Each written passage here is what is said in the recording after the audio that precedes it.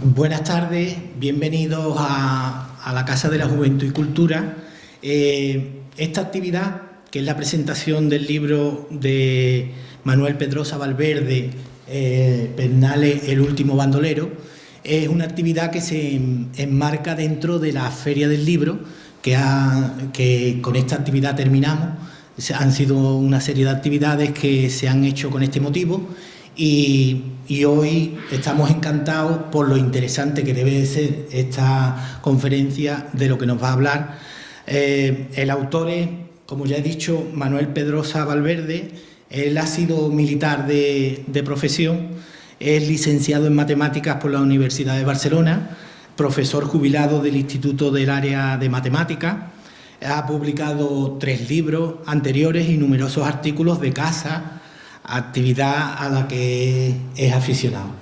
Y Pernales, el último bandolero, es su primera novela y la más reciente novela que tiene, y yo creo que va a ser muy interesante lo que nos cuente por la relación que tiene el tema con el pueblo del Rubio.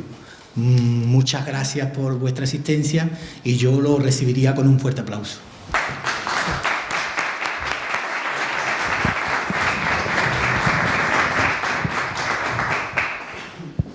Bueno, buenas tardes a todos, gracias por venir a la presentación.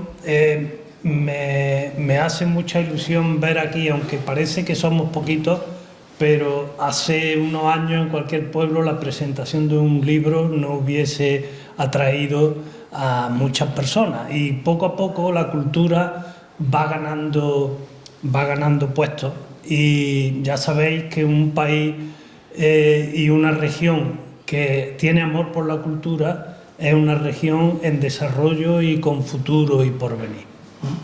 Bueno, en primer lugar os quería comentar los elementos de la portada de la novela, porque es una novela, es decir, no es una biografía de Pernales, aunque yo he investigado mucho la vida de Pernales, pero ya hay otras biografías, es decir, entonces yo lo que he hecho una novela donde la vida del bandolero se refleja prácticamente tal como fue.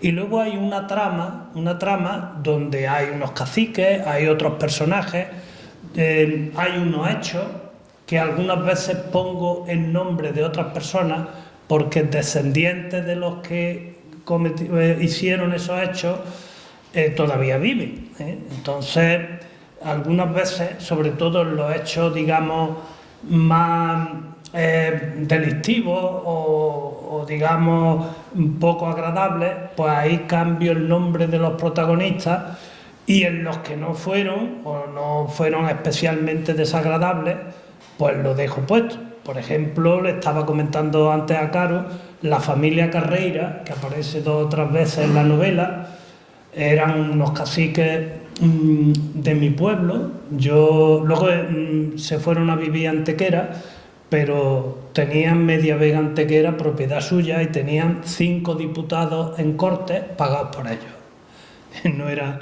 como ahora la cosa, bueno, aunque no sabemos, pero directamente esos diputados hacían lo que José Carreira Ramírez les decía, o sea, para que veáis cómo, de eso hablaremos ahora.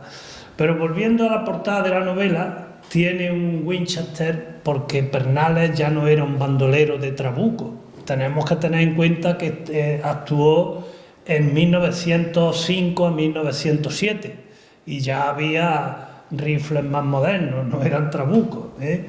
Tiene unos estribos de caballo porque Pernales era un excelente jinete, y no solo era un gran jinete, que eso le salvó muchas veces, sino también sabía elegir los caballos, la mayoría robados, y cuando llegaba, por ejemplo, a la yeguada de Escalera o a cualquier otra y iba a robar un caballo y había allí 30 o 40, él se llevaba el mejor, aunque fuera de noche, ¿no? Eso también queda reflejado en la novela porque en sus inicios tuvo mucha relación con los caballos. Y luego tiene un reloj, eso no lo voy a explicar, que lea la novela lo descubrirá. Esos son los elementos que aparecen en la portada y no aparece la típica foto del bandido. Os voy a explicar en primer lugar brevemente por qué mi interés por este personaje. El interés nace de esta persona que vamos a ver aquí ahora. Esta foto es de 1965. Ahí tenía Antonio Valverde Carrera, que es esa persona, mi bisabuelo, tenía 94 años. Murió a los pocos meses.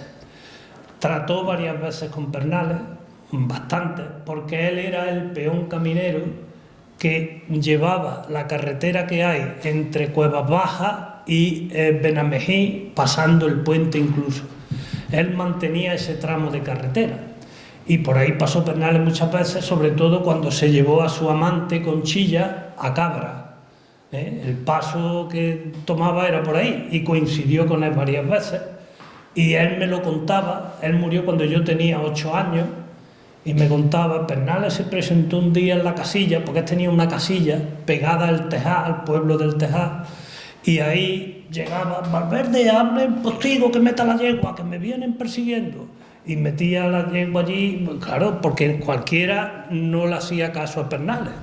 Tenemos que tener en cuenta que Pernales puso a contribución a Media Andalucía. Por ejemplo, estos carreiras que he dicho antes pagaban su contribución, tanto al año, si no quieres que te quemen las cosechas y el cortijo, etcétera. Y se me dio el caso que en la presentación que hice en Antequera, cuando yo expliqué esto de que la familia Carreira pagaba al bandolero y a su partida, pues se levantó una persona del público y me dijo, sí señor, yo soy nieto de José Carreira Ramírez, que como he dicho se fueron a vivir a Antequera, aunque son originarios de mi pueblo, de Palenciana, y es verdad porque lo sabemos en casa que Pernales nunca cometió ningún delito contra las propiedades de los Carreiras, que entre otras cosas tenían 22 cortijos grandes en la Vega de Antequera, no uno ni dos, sino 22, la capilla, el realengo, lo que ahora es el restaurante ¿cómo se llama? Que está ya entrando a Antequera, muy conocido, la Finca Lava, eso era de los Carreira también.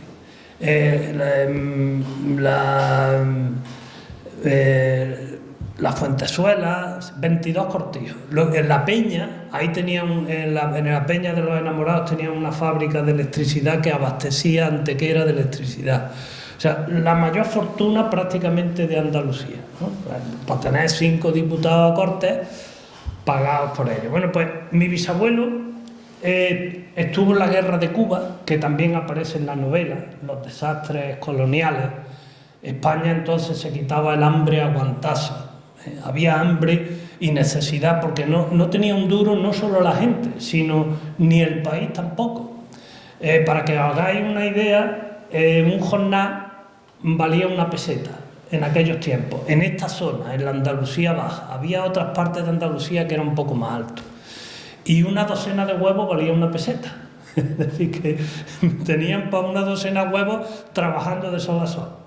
Y yo he investigado y sé de gente, porque he hablado con sus descendientes de propietarios que decían, mi abuelo cogía las aceitunas en febrero porque las tardes son más largas y cundía 2 sacos más, con el mismo jornal.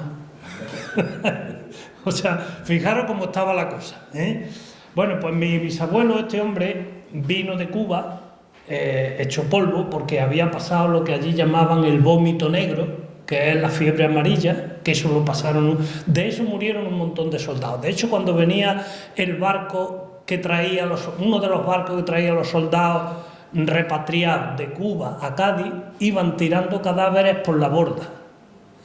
Y cuando llegaron a Cádiz y empezaron a bajar gente esqueléticos como estos que vemos de los campos de concentración, aquello fue un drama.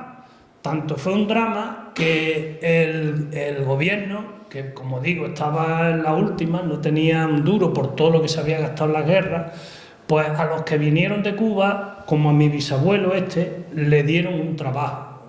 A mi bisabuelo lo hicieron peón caminero porque no sabía apenas leer y escribir y era lo que podían darle. Sin embargo, al protagonista bueno de la novela, a Carvajal, el sheriff de la comarca, un fiscal de Puente Genil, lo hicieron fiscal municipal, ni oposiciones ni nada.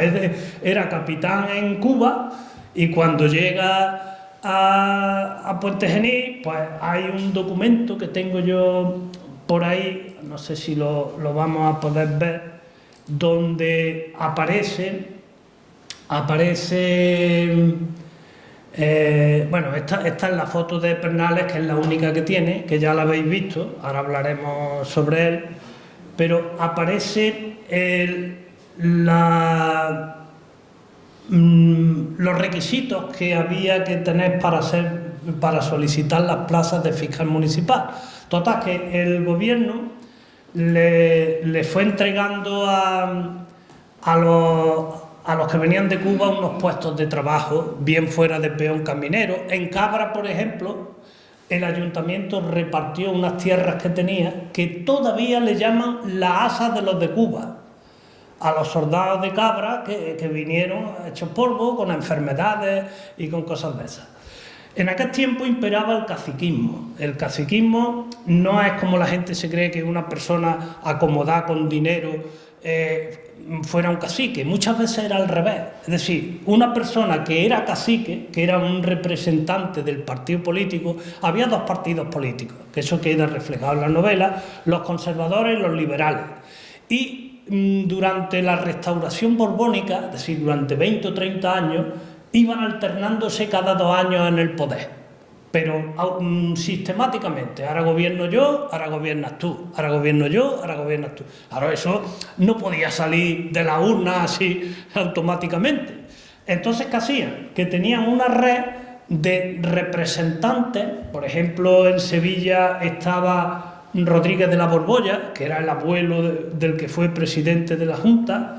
Estaba Ramos Calderón, que es este de aquí de la foto, este calvito con barba, que era de Morón, como caciques de la provincia. En Córdoba, de la Vega Armijo, en Málaga, Romero Requejo. En cada provincia había un cacique principal que tenía a su vez caciques comarcales en los partidos judiciales, como el de Estepa, como el de Lucena.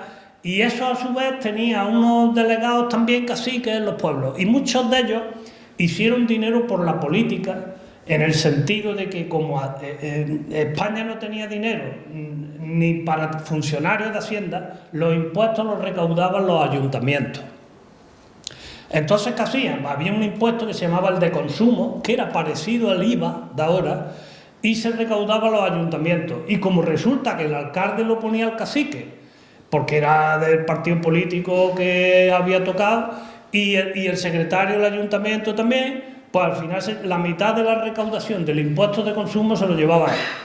Claro, compró tierra en aquella época, mucha gente se hizo rico como consecuencia de ser cacique, no al revés.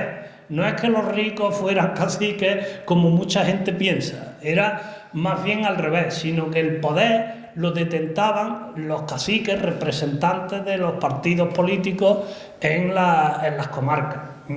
Entonces hay un estudio muy profundo sobre el caciquismo en España, de la cual esta foto, fijaros que había caciques en todas las provincias prácticamente.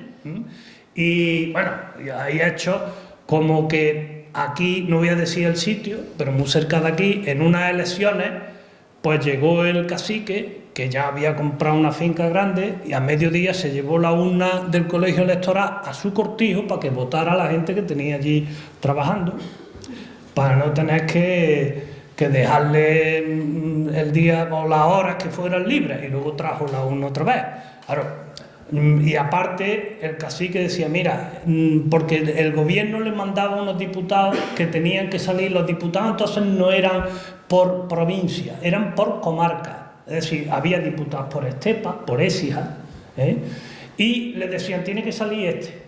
Y los caciques, la estructura caciquí, se la arreglaba para que saliera ese. Había casos como ese que he contado de la urna, otros, en fin, había un amañamiento político parecido al que hay ahora. De hecho hay una discusión en el capítulo 2. Lo que pasa es que ahora, pues, en vez de utilizar caciques, utilizan medios de comunicación y medios que son de una tendencia o de otra. En fin, es un poco más sutil. Otro de los personajes de la novela, que me han preguntado antes por él, es el comandante García Casero. Lo voy a poner aquí un poco más grande. Este hombre también vino de la guerra de Cuba y fijaros el chorro de medallas que tiene en el pecho. No se le ocurrió otra cosa que irse ya retirado, porque le dieron como premio, fue un héroe en Filipinas. Este no estuvo en Cuba, Filipinas, pero vamos, vinieron a la vez porque se perdieron las dos colonias simultáneamente, y eligió vivir en estepa, y porque creo que la mujer tenía familia allí o lo que sea. Y cuando él, que se había hartado de perseguir bandidos en Filipinas, porque era comandante de la Guardia Civil, cuando llegó a Estepa se llevó las manos a la cabeza. Contó en su libro Caciques y Ladrones, contó 108 bandoleros vivos, simultáneos, en Estepa. No uno ni dos, 108. Y en este libro, que lo podéis descargar en Google, está ya entero el libro, se puede descargar, que yo lo he utilizado para la novela, y él mismo es uno de los personajes de la novela, pues relata lo que había en Estepa, que en Estepa había una industria. Entonces no existía la industria del mantecado, era la industria del robo y del bandolerismo, ¿no? Y llegó a describir una connivencia entre los caciques, que ya repito que no eran los hacendados. Podían coincidir, pero no tenían por qué ser. Los propietarios eran gente que tenía ascendencia sobre el pueblo, y los partidos políticos los nombraban delegados, digamos. Bueno, pues una connivencia entre los caciques y los bandoleros. En el casino de Estepa había dos partidos, digamos, que no se correspondían con los partidos políticos conservadores y liberales, no. Eran dos grupos que había en el casino. Uno le llamaban los chaquetas y otros los levitas. Algunos autores dicen que la palabra chaquetero viene de los chaquetas de Estepa. Los chaquetas eran partidarios de los bandoleros y les decían los muchachos. Los muchachos han hecho una travesura.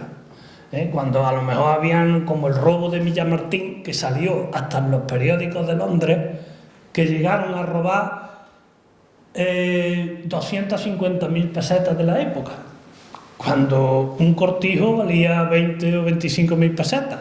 O sea que el robo fue... De hecho, fue el más grande, tuvo repercusión hasta en Europa, ¿no? Y había prestamistas en Estepa, especie de banco. Entonces un banco lo montaba cualquiera. A principios del siglo XX cualquiera podía montar un banco. Montaron uno en Antequera, que ahora es la Caja de Ahorros de Antequera, y en Estepa había 2 o 3 que luego no se desarrollaron, pero que en aquel tiempo, y los bandoleros metían allí dinero, y cuando mataban a uno la Guardia Civil, le daban a la mujer que tenía hasta una especie de seguridad social, ¿no? Y todo eso se refleja en la novela. El comandante García Casero tuvo que irse de Estepa porque lo iban a matar, porque él era contrario a los bandoleros. A compañeros suyos del grupo de los levitas le pegaron palizas delante del casino de Estepa, sobre todo los guardas y los amigos de los caciques. En fin, que tuvo que salir de allí por pie. Uno de los bandidos más representativos de aquella época era este. Este es el Vizcaya. Este era, digamos, el patriarca, no el patriarca más viejo, sino el jefe de los bandidos de Estepa. Todos lo respetaban, era un hombre valiente, un hombre que no hay detalles como que llegaron una vez unos de Sevilla a robar Estepa y se metieron en una venta. Él llegó solo a la venta. Había 4 o 5 de los que venían a robar Estepa, porque sabían que allí había dinero, y le dijo: señores, está todo pagado, pero cojan las herramientas esas y tiren un camino de Sevilla y váyanse de aquí, que se lo dice el Vizcaya. Y cogieron los tíos, pum, pum, pum, y se fueron. Este era, digamos, el jefe de los bandidos de allí. Pero el bandolerismo de Estepa surge porque, primero, las condiciones que he dicho eran malísimas en el campo. Las mujeres iban a trabajar también y cobraban 50 céntimos por un día de trabajo, y 70 si iban en pantalones, lo cual sí, era una cosa indigna para ellas en aquel tiempo, porque se tenían que poner pantalones porque se supone que se podían agachar mejor, no se les veía, etcétera, etcétera, y cobraban 70 céntimos si iban a trabajar en pantalones. Entonces, claro, la miseria, había gente como el Pernales o como este que decían: yo no soy jornalero. El Pernales llegó a decir: a mí, si me pilla la Guardia Civil, me pilla muerto. De hecho, hay una anécdota que yo la he escuchado por 2 sitios, que con 17 años a Pernales le iban a dar ya la segunda paliza en el cuartel de la Guardia Civil. Vosotros sabéis que cuando un delincuente lo cogía la Guardia Civil, lo primero era darle una paliza. Y entonces, pues lo sentaron en una silla, en una habitación esa que tiene la lámpara en lo alto, y lo pusieron al revés, con la espalda de la silla aquí, atado, y la espalda desnuda, y el cabo de la Guardia Civil, o el sargento, creo que fue un sargento, se quitó la guerrera, la dejó fuera, cogió el vergajo, y cuando le fue a pegar el primer vergajazo, dice Pernales, que tenía 17 años, dice: no me pegue usted, sargento, que me pegue el guardiapuerta, que está soltero, usted tiene mujer e hijos. Y se le cambió la cara al tío, pensó, dijo luego que pensó: si hubiese tenido la pistola dentro, que la había dejado en la guerrera fuera, lo mato allí, digo que me ha intentado quitar el arma o algo de eso. Y le dio el vergajo al guardia y ya le dice: pégale tú, que temo que a mí se me vaya la mano. Era un personaje, aparte de buen jinete, era astuto y hábil. Por eso duró tanto tiempo. Tuvo 2000 guardias civiles detrás de él, no uno ni dos, un ejército. Tuvo 15 interpelaciones en cortes.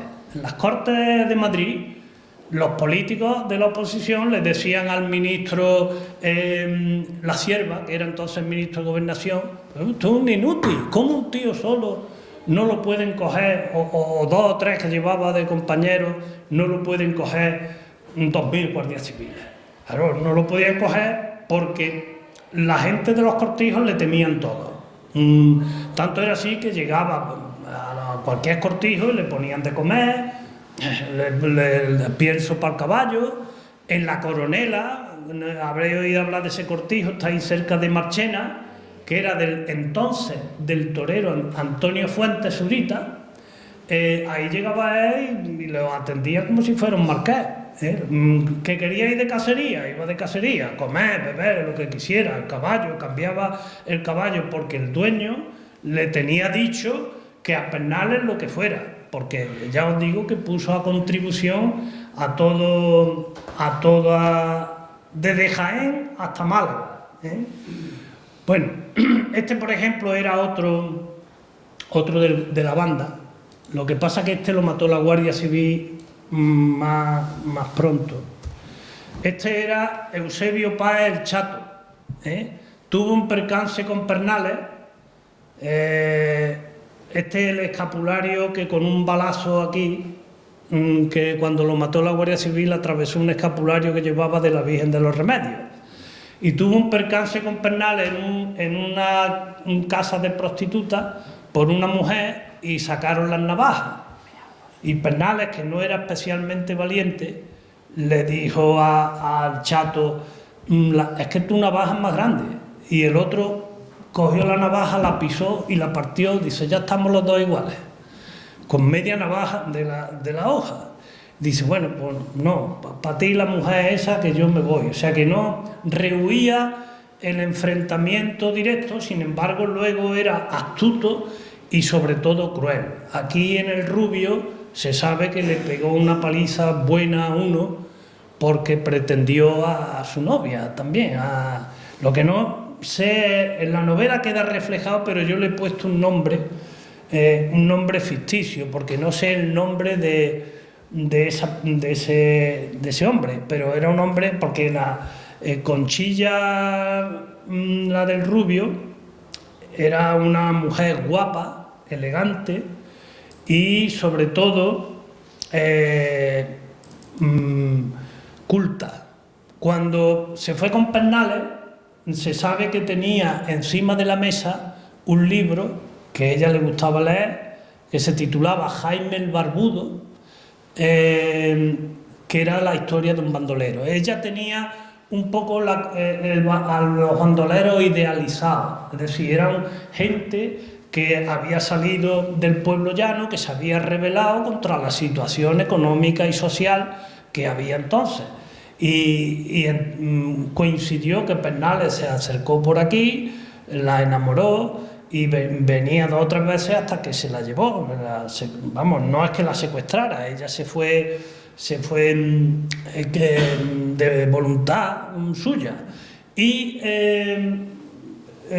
vino un periodista, Enrique Muyor, de un diario de Madrid, en 1907, y en agosto de 1907, todavía no había muerto Pernales, para hacer como si fuera un serial sobre la vida del bandolero, porque ya os digo que aquello fue, en toda España era conocido. Cuando mataron a Pernales, el ministro La Sierva abrió una botella de champán. Es decir, es que estaban negros de él. No había una sesión de cortes que no sacara.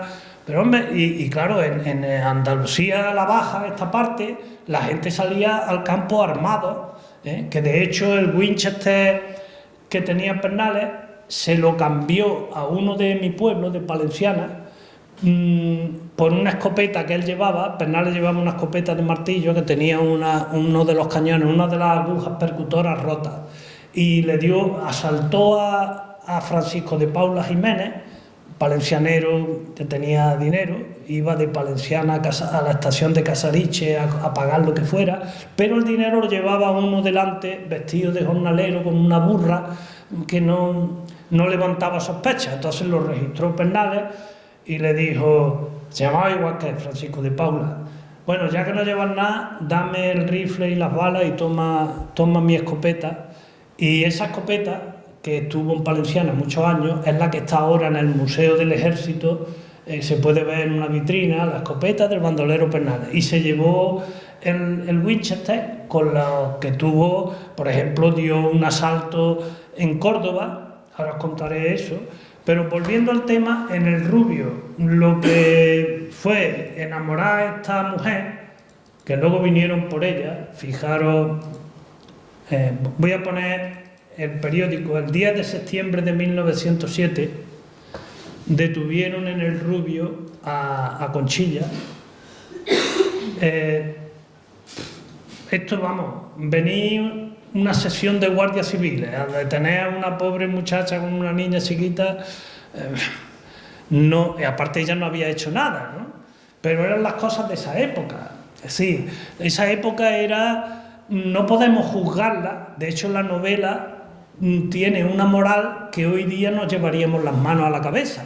Voy a contar un caso. El primer delito que cometió Pernales lo cometió en la Puebla, en Casalla, no la Puebla, Casalla la Sierra. Y fue que entró en cortijo y, aparte de hartarse de comer y de beber, pues, según ponía el informe de la Guardia Civil luego, se llevaron 10.000 pesetas, que avisado por el cacique o uno de los caciques de Estepa, diciendo: ¿a qué ha vendido? El dueño de aquel cortijo ha vendido una partida de caballería.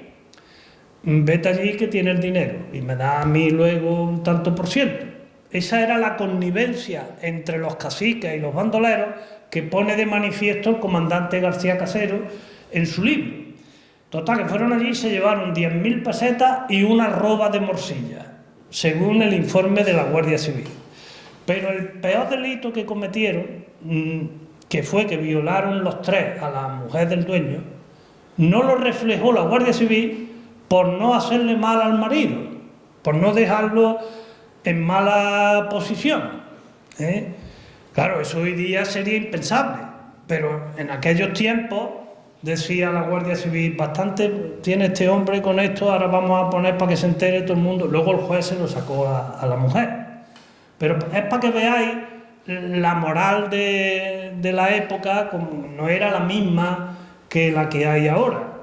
Entonces, cuando vinieron a detenerse, hicieron ahí una foto como si fuera un trofeo, unos cazadores con un trofeo. Bueno, una pobre mujer, eso no tiene valor ninguno llevársela, ¿eh? La foto y el recorte periódico se lo voy a mandar luego aquí a vuestros paisanos para que la tengáis por aquí. Este fue el día de la detención de Concesión Fernández Pino en el Rubio. Por lo visto vivían en unas chozas de las afueras del Rubio. ¿En el Trago Dulce? Sí, ahí vivía. Bueno, pues la novela describe todo eso. La novela lleva dos hilos. Uno es los días desde el 2 de septiembre de 1907, que es cuando empieza la novela, con la muerte del bandolero. La novela empieza con la muerte del bandolero, que creo que tengo una foto por aquí de cuando lo mataron. A ver. Aquí, puede que esté aquí.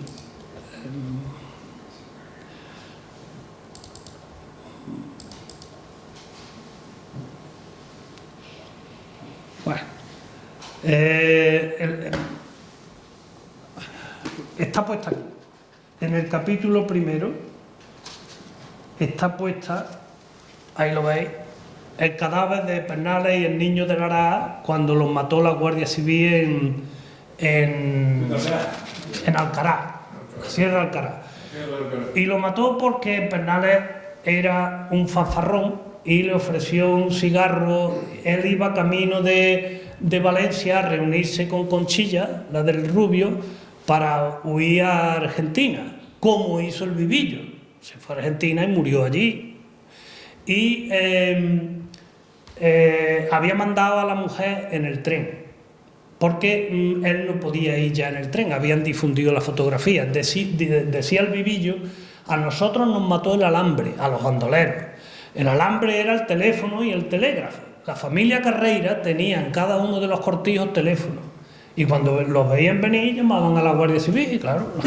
Entonces no podían actuar. Y luego la fotografía, que es que Pernales, por ejemplo, fue a Córdoba, estuvo en la corrida, en la Feria de Mayo de 1907, en la corrida de Antonio Fuentes. Este era el torero Antonio Fuentes Zurita, que es el dueño de la Coronela, amigo de Pernales, y se creían, porque la gente cuando mataron a Pernales, este fue el cartel de la feria, cuando mataron a Pernales, veis que aquí pone Fuentes, ¿no? Toreó ese año de 1907, y Pernales fue a la corrida, se sentó allí el tío con el Gloria, viendo los toros, y eran tan amigos que cuando mataron a Pernales la gente se negaba a creerlo, la gente de por aquí. La gente decía que se había ido a México con la cuadrilla de Antonio Fuentes, disfrazado de banderillero. La verdad es que no, lo habían matado. Luego estuvo, aquí aparece una imagen en la Coronela, la foto de Pernales, más que una foto es un cuadro, y compartiendo con los trabajadores de allí de la Coronela, del cortijo de Antonio Fuentes, vamos, y ahí lo rodeaban como si fuera un dios, le ponían su vino, le ponían su... Y ese tiempo que fue a Córdoba, fueron en la Feria de Mayo, fueron a los toros, el Niño Gloria, él y otros dos más, uno de ellos creo que pudiera ser uno que le decían el Canuto, uno de esos, pero no está claro. Pero el Gloria sí está claro porque lo mataron a los 2 días, al Gloria. Entonces se fueron luego a la calle La Feria de prostitutas y luego Pernales se acercó, Julio Romero, se acercó a la venta del puente, un bar que hay al otro lado del puente romano en Córdoba, que había ya, bueno, ahora hay otro bar en el mismo sitio, ahora que se cerró. Y allí sabía que iba Julio Romero. Y entonces fue por la noche, porque Julio Romero solo salía de noche, después de haber estado en los toros, haberse emborrachado y haber estado en la calle La Feria, que era la calle de las prostitutas de Córdoba en aquel tiempo, pues se fue allí, cruzó el puente, la calle La Feria está al final del puente, y se fue a la taberna. Y cuando llegó Julio Romero, se le presentó, le dijo: usted es Julio Romero, ¿no? Un tío alto, elegante, colgó la capa allí, dice: sí señor. Dice: yo soy Pernales, que me he enterado, me han llegado voces que usted quiere pintar un cuadro, El Caballista.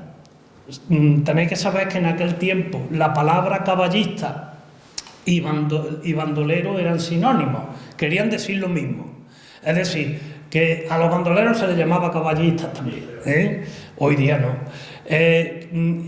Por lo visto, Julio Romero quería pintar un cuadro que fuera el caballista, un tío a caballo, y había hecho correr la voz, porque no se conocían físicamente, de que quería que el modelo para el cuadro fuera Pernales. Entonces él le llegó y se presentó.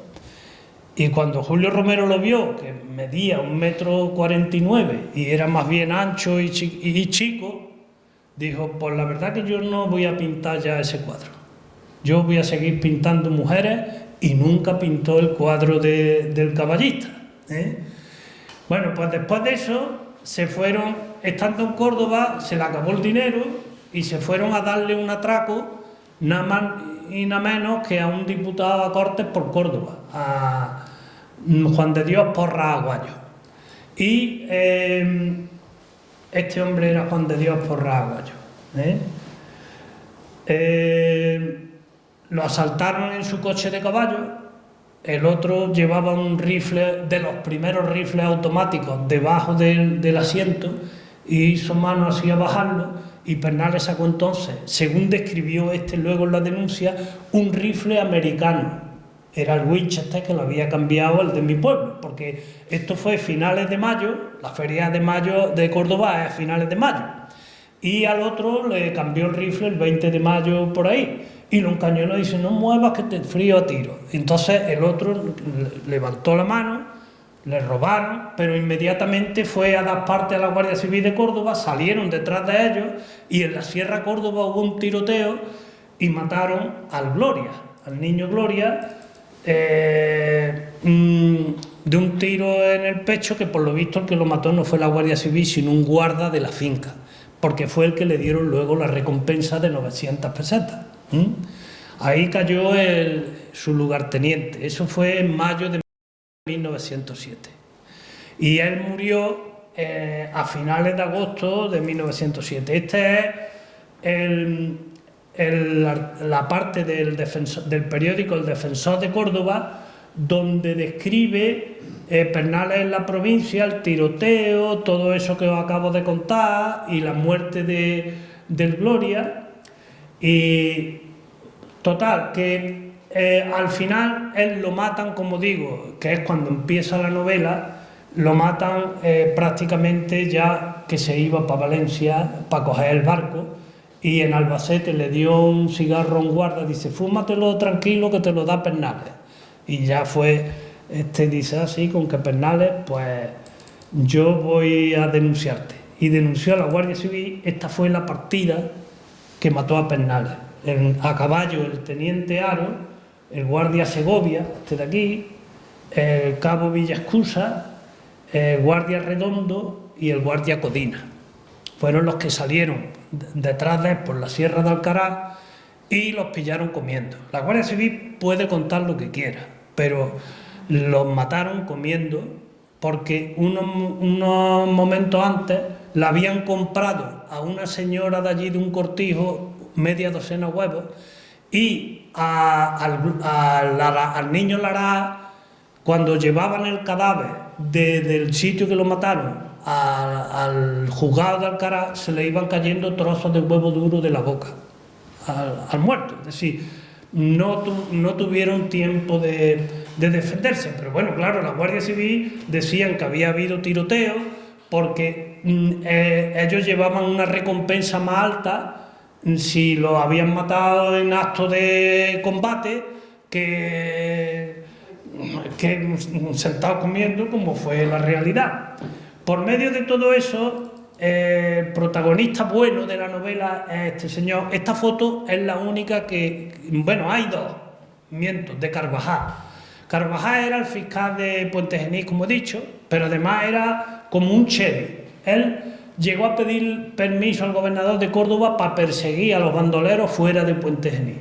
Lo hacía por deporte, no porque tuviese obligación, pero aquí, por ejemplo, tenemos un recorte de periódico del Defensor de Córdoba también, que pone aquí captura de una rata. Una rata no, era un hombre que le decían, un bandolero que le decían Elcano, natural de Casariche, Sevilla, pero que daba nombre y apellido. Hoy día, por ejemplo, no se podría, se ponen las iniciales de un delincuente, pero no los nombres y apellidos, y mucho menos se le pone una rata como titular. La moral de entonces no era la moral de ahora, ni respecto a las personas, ni respecto a las mujeres, por supuesto, ni nada de eso. Bueno, pues él se salía a caballo a perseguir bandoleros, e incluso de noche salía con otro, porque Puente Genil era el pueblo rico de la comarca, que tenía más industria, que tenía más dinero.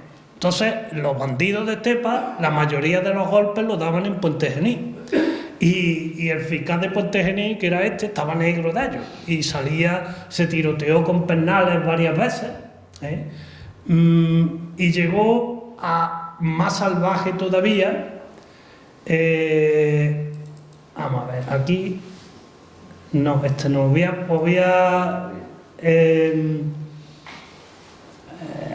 ver si lo tengo. Yo creo que este, sí, este, a ver, el fiscal de Puente Genil. No, llegó a retar a Pernales, pero además lo retó a muerte en el periódico, que es aquí, el que estaba buscando. Bueno, en el día 1 de mayo de 1907, en el Defensor de Córdoba, fiscal de Puente Genil pone ahí que tiene el deseo de foguearse en el campo con el bandolero, que venga a buscarlo cuando quiera, que él quería tirotearse con él. Claro, un fiscal hoy día que diga a un delincuente que vámonos al campo que nos vamos a liar a tiros. Pero entonces las cosas eran totalmente distintas. Bueno, por este artículo, que lo firma, veis, Francisco Carvajal, por este artículo fue reprendido el fiscal por el gobernador de Córdoba, pero Pernales se presentó en el casino de Puente Genil. El casino, que está todavía como estaba entonces, esta foto es de entonces, ahí fue en el primer sitio que yo presenté esta novela, en el mismo casino. Ahí se presentó Pernales, que vengo a buscar a Carvajal. A las 5 de la tarde había uno allí tomando café y los encañonó a todos con el rifle. ¿Dónde está? Ninguno se atrevía ni a abrir la boca. Pues bueno, pues decirle que venía a matarlo. Y cuando salió por la puerta, se lo dijeron a Carvajal, el otro salió detrás de él. En fin, eso ya lo veis en la novela. Pero quiero poner de manifiesto que Andalucía Baja en aquellos tiempos era como el oeste. Se pagaba dinero por un caballo, bastante más de lo que valía, por un caballo que aguantara pegar tiros en lo alto del caballo, que eso no lo aguantan todos. Eso sale en las películas, pero aquí hay entendido el caballo y sabrán que tú vas subido y pegas un tiro desde lo alto del caballo y lo más probable es que te echa al suelo. Bueno, pues había caballos que estaban preparados para eso. El caballo tiene un protagonismo en la novela porque era el medio de transporte, y también porque Julián de Sugasti, un gobernador de Córdoba que era un sanguinario, y 30 años antes de esta historia acabó con el bandolerismo a rajatabla. ¿Por qué? Porque él fue el que inventó la ley de fuga. ¿Sabéis lo que es la ley de fuga, no? Echa a correr, ¡pim, pim!, matado.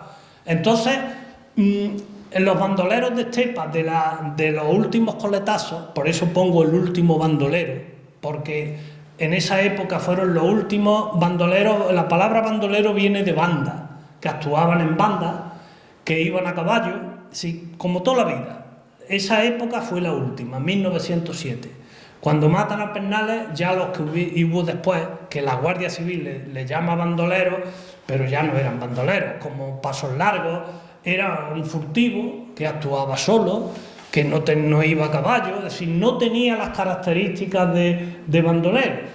Y que sí, que lo mató la Guardia Civil le interesaba decir que eran bandoleros para cobrar la recompensa. Lo mismo que con los maquis, también decían que eran bandoleros, ya en el año 45 o así, pero la última partida fue la del Vivillo, Pernales y esta gente en 1907, que eran gente que iba a caballo, en banda, y bueno, pues la rivalidad entre Carvajal, cuando presenté la novela en Puente Genil, se acercó una señora mayor a comprar la novela y me dijo: le voy a dar una foto que no tiene nadie. Esta es Carvajal en la cofradía de Puente Genil, del cual era, y hay un capítulo de la novela que ocurre en la Semana Santa. Yo sabía que era miembro de una cofradía de Puente Genil, el Carvajal, pero no sabía de qué, y la puse en el Señor de la Columna, y me equivoqué. Era del terrible que le dicen en Puente Genil, el Señor de la Cruz, no el de la Columna, que allí son dos cofradías distintas. Pero vamos, eso no tiene la mayor importancia. En la foto, de haberla tenido yo cuando escribí la novela, la hubiese puesto, pero me la dieron en la primera presentación de la novela. Y poco más os puedo contar. Al final de toda la historia, cuando ya han muerto Pernales, la novela lleva dos hilos, como he dicho, uno los días de 1907 de septiembre y otro desde que Pernales tenía 2 años, cuando su padre muere a consecuencia de una paliza. No murió en aquel momento, pero murió después. Van los dos hilos hasta que convergen a la vez, que fue este día. ¿Este día qué pasó? Pues que el ministro La Cierva, harto ya de Estepa, mandó 3 compañías de guardias civiles a Estepa. Esto es una de las compañías desfilando por la calle mayor de Estepa. Tuvieron 3 meses allí en Estepa, viviendo en las casas de los estepeños por pareja, levantaron hasta las tejas, buscaron armas, buscaron dinero, desmantelaron. El único que se escapó fue el Vivillo. A todos los demás los trincaron, los detuvieron y ahí prácticamente se acabó el bandolerismo. El 20 de septiembre de 1907 esta foto, cuando entran por la calle mayor de Estepa, y antes ya habían rodeado Estepa para que no se saliera ninguno. Y todo eso se describe junto con una trama. De la trama de verdad de la novela yo no he contado nada, pero está relacionada con la relación que había entre los caciques y los bandoleros. Por ejemplo, con la figura de los sacaores. Los sacaores eran caciques que el producto de los robos, he dicho antes que Sugasti acabó con una etapa del bandolerismo, y Sugasti sobre todo mató a los secuestradores de personas. Eso lo tenían metido los bandoleros de tal manera en la cabeza que ya no volvieron a secuestrar personas, pero sí secuestraban caballería, sobre todo mulos. Un mulo bueno valía en aquel tiempo 1.500 pesetas y una fanega tierra valía 500, más o menos el triple, que ahora ocurre con un tractor. Un tractor vale el triple que una fanega tierra. Entonces, ¿qué hacían? Secuestraban los mulos y pedían rescate. Cuando no podía pagar el que le habían quitado los mulos, pues lo que hacían era meterlo en la estación de Casariche y mandarlo a Ciudad Real con otro hierro, con otra guía, para venderlo en La Mancha o por ahí, donde no los conocieran, y sacarle dinero a esas bestias. Y el que hacía la guía era el secretario de Marina Leda. Eso está comprobado, Bueno, pues podríamos estar hablando aquí sobre la época, las circunstancias, pero yo creo que para que no se haga muy tarde, si queréis preguntar vosotros algunas cosas de la historia. Hay otra foto de Rosarillo, ¿no? ¿De quién? De Rosarillo del Rubio. Tiene otra foto. No, Conchilla, dices tú, ¿no? Bueno, esto es un dibujo que hizo el periodista Enrique Muñoz, ese que he dicho que vino de un periódico de Madrid a investigar la vida y que es muy parecida a la cara. La otra foto es esta misma. ¿En la puerta de la casa? No, es esta misma recortada del ABC. De hecho, tiene ahí el sello de ABC. Que yo tenga, ¿eh? No tengo más fotos de... Sí tengo cuando mataron a Soniche y Chorizo. Soniche fue el tío de... Bueno, tío, pariente. Era un pariente del padre y fue, digamos, el que encaminó a Pernales por la vía del bandolerismo, porque Pernales sabía leer y escribir. Y hay una historia que la cuenta la novela de cómo aprendió, pero le llamaban más la atención los caballos y los tiros y ser bandolero. Y entonces mataron a su tío, a su, digamos, protector, el Soniche y el Chorizo. Esa es la foto del día que los mataron. Y él se vengó muy cruelmente. No sé si lo sabéis, porque por lo visto a estos lo envenenaron. En realidad la Guardia Civil, volvemos a lo de siempre, lo acribillaron a tiros, pero dicen las malas lenguas que estaban ya moribundos, porque el encargado de un Cortijo Los Hoyos de la Roda lo había envenenado con un arroz, y Pernales no cayó en el arroz porque se fue en busca de una mujer de Casariche. Por lo visto hay descendientes de Pernales en Casariche también, y se vengó, pues que le pegó un par de tiros en la barriga al encargado del Cortijo Hoyos y dice: ahora te vas para la Roda y dices quién te ha pegado los tiros, que es la vida que te va a quedar. Y así fue, le quedó vida para llegar a la Roda y allí murió de dos. Es el único crimen que se le achaca a Pernales, aunque hubo un guardia civil que murió en un tiroteo con él, que se lo achacaban también, pero luego se descubrió porque la bala que mató al guardia era de un Mauser y Pernales no llevaba Mauser, que había sido otro guardia en el tiroteo, pues tenían el Cortijo cercado y de uno a otro guardia fue la muerte, y esa no se la imputaron a Pernales. Y bueno, ya os digo que yo me he estudiado mucho la época, lo que se trabajaba en el campo, de qué manera la historia del Carvajal, en la historia del comandante García Casero, que acabó en Almería, se reenganchó otra vez y se fue lejos, porque ahí, vamos, hubo... Y la época final, él llamó al ministro y le dijo que ahí había que hacer algo. También Carvajal se lo había dicho. Total, que entre todos hicieron que la única solución es tomar Estepa, como si fuera una toma de la guerra, ¿eh? Y así lo hicieron. ¿Alguna pregunta que queráis hacer?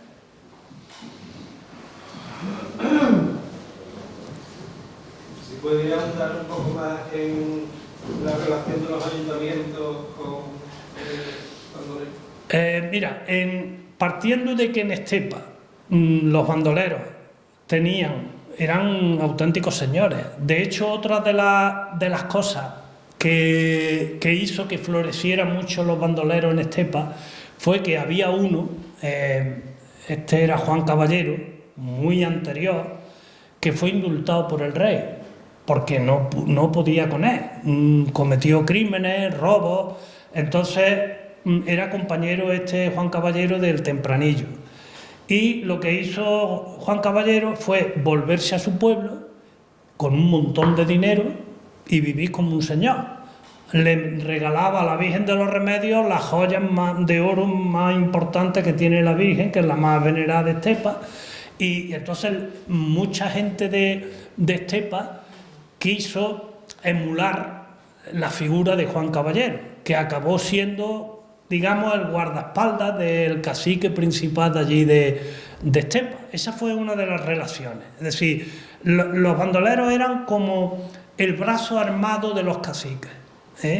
y lo utilizaban cuando les convenía. Y muchas veces incluso contra algún hacendado que no le era de su cuerda, sino del bando contrario, y decía, ese ha vendido, ve allí y le quita el dinero. Y otras veces llegaron a utilizarlo para echar de un cortijo a unos anarquistas de Marchena, que tomaron el cortijo y mandaron a los bandoleros a que los echaran de allí. Había una connivencia en la figura de los sacadores, que eran gente que tenía cortijos, porque esos caballos robados, esas mulas, no estaban en medio del campo, los encerraban en las cuadras de un cortijo propiedad de alguien, y luego de ahí los sacaban para Ciudad Real, para La Mancha o en el tren. Como digo, claro, el secretario de Marinaleda lo había puesto el cacique de Estepa, no voy a decir el apellido, yo sé quién era, porque tiene descendientes, y entonces cobraba 5 duros por cada guía. En aquellos tiempos 5 duros eran dinero, por cada guía falsa de un caballo o mulo, y le ponía otro hierro, y eso, o sea, en distintos aspectos colaboraban los caciques con los bandoleros. Y eso lo deja muy bien reflejado el comandante García Casero en su libro.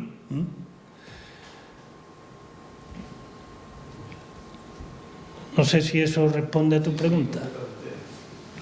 Bueno, pues el que quiera leer la novela, de cuya trama no he dicho nada, he hablado de las circunstancias que había en aquel momento, de cómo se vivía, pero la novela en sí lleva una trama que es muy interesante, con unos personajes, algunos es ficticio, la mayoría es reales, y la vida del bandido está reflejado bastante real, pero luego hay otros personajes.